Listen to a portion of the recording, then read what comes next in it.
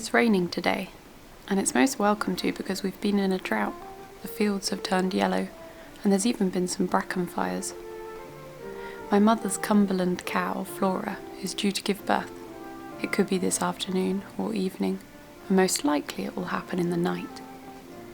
Flora is a white cow. In the winter she has a shaggy coat, a little like a Highland cow. She usually wears a bell, and as I'm sure you can imagine, there aren't many suppliers of cow collars around, so she wears it on a chain. Like a cheap necklace, the chain is leaving a green ring around her neck. It really shows on her white coat. I've made a collar before, for my mother's first dairy cow, Alice, and I thought that it would make a good gift to Flora, to congratulate her on the birth, if I made her one as well. I cut the collar out yesterday, tooled it with a floral design, and I have this buckle salvaged from some heavy horse tack. It was rusted all over, but when I took it to the angle grinder I was pleased to find it's made of brass. My partner is good at these sorts of things, so he's been talking me through the process. I should have the stitches running along the length of the collar, not short ways. That would be stronger. But I was limited by the length of scrap leather we had, so I've done it technically the wrong way round. Maybe everybody already knows this, but when you thread a needle into a quite thick string like this that's plied or braided, if you leave the end right up next to the eye of the needle where you've threaded it, then lay the needle down flat beside its thread, then push the end through the center of the thread like this. Can you see that? Then pull this along, then pull this tight, then pull this off the back. You have your thread knotted securely onto your needle, but there's no lump that will catch. So it just goes through your fabric or leather or whatever you're sewing, but it's nice and secure. And now it's threaded on both ends and there's no lump. It's ready to sew with. There's lots of different ways to hold it, and I haven't figured out which one I like. Like that. Yeah, that'll do. This is a clamp. I think maybe it's called a saddler's horse. I'm not sure, but a saddler lent us it, and it's used to hold the leather in place whilst I sew. I've actually glued this with some stinky glue, which helps hold it in place whilst puncturing the holes. I hope I'm doing all this right. Definitely don't want to get my fingers behind there. There we go. There we go. First hole. Oh, I can't get it. Oi!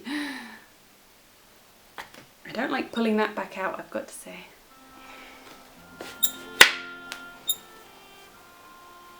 Oh, one of these holes does not go all the way through.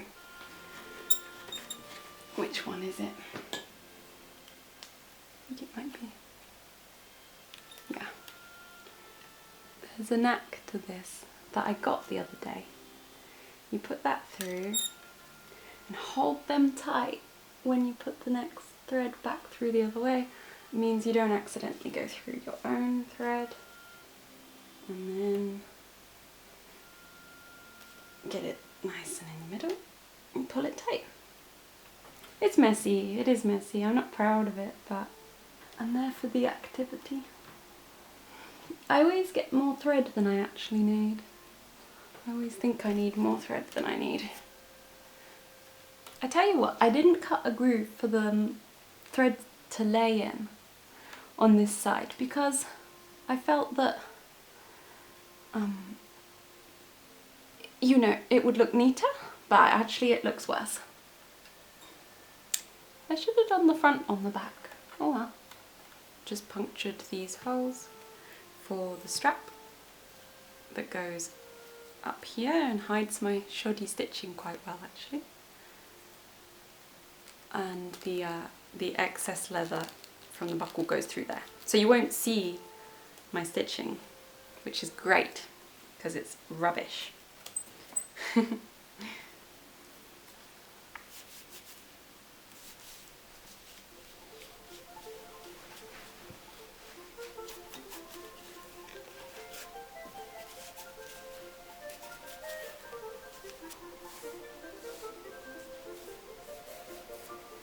haven't done the neatest job, but I don't think Flora will mind. And I've oiled it to protect it from the rain, but it will be blackened with sweat and dust in no time, I'm sure. It is a little strange, leather on a cow, but it's very durable and a natural material, which will soften to her shape.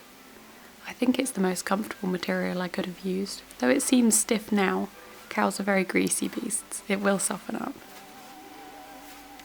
Now, as I was sewing the collar, Flora was over the hill in her field giving birth.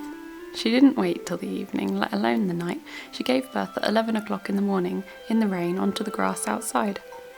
Despite having him far away from the especially clean stable intended for her, she did an excellent job. The calf was on his feet and suckling in an instant, and by the time I arrived he was sleeping off a full belly. His name is Luca, and he's a bull calf. He's very lucky compared with most bull calves because his future is secured. He'll live a long life as a conservation grazer, ensuring the future of his heritage breed. But not for a while yet. For now he's allowed to stay here with the comforts of his mother and the friendships he'll find in their small mismatched herd that my parents tend to.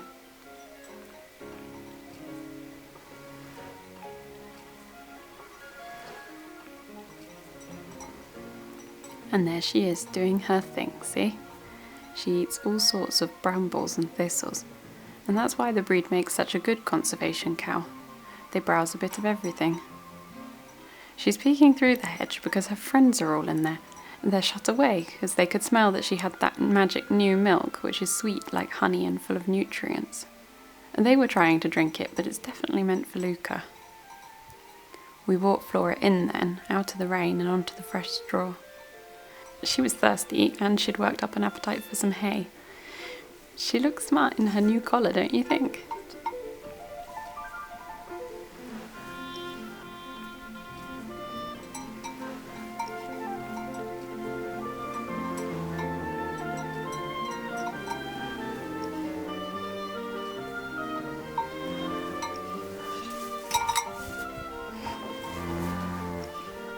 All that sweet milk and sleeping gave Luca a spring in his step. He went skipping around, pushing under her, flicking his tail, bumping into things. He's a darling little calf and so strong already. He kept ducking under her as if going for a drink and then overshooting and coming out the other side. Or perhaps it was some sort of game, I can't tell. Until last year, Flora was not a house cow at all. She'd hardly been handled and was timid and disinterested in human company. But now she knows the joys of being brushed and pampered. She's quite affectionate. I was very impressed by her tolerance of us gathering around her new calf. She's an excellent cow and we're all very fond of her. And then at last Luca settled back down to sleep. Immediately Flora joined him and I snuggled up with them as well. So we all took a nap as the light rain tapped on the tin roof. What a big day, no wonder they're so tired.